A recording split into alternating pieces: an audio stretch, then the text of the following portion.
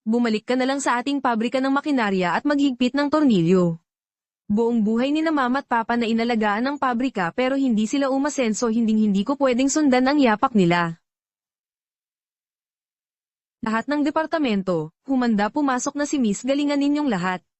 Sino mang pumalpak sa pag-arte ay kakanselahin ng ating partnership. Itong si Sir at Madam, talagang pinaghihirapan nila para lang mapamana sa iyong master ang negosyo. Halos lahat na ng kumpanya sa buong probinsya ay natawagan na paano pa siya makakahanap ng trabaho niyan. Bawasan mo nga yung pagbabasa mo ng libro.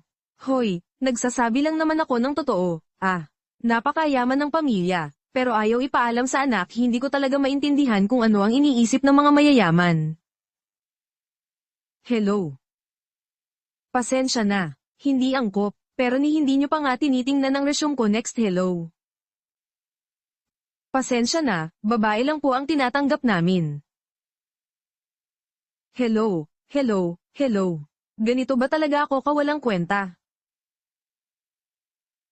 Yaw, anak, hindi ka na ba mabata, makinig ka na sa mama mo, pakasalan mo na si Yang Master Lu. Ma, pa, huwag nyo naman po akong pilitin, sinabi ko nang may boyfriend ako. May uuwi ko siya rito sa mga susunod na araw. This is the end. I feel I've reached my son. Sorry, pasensya na, sorry.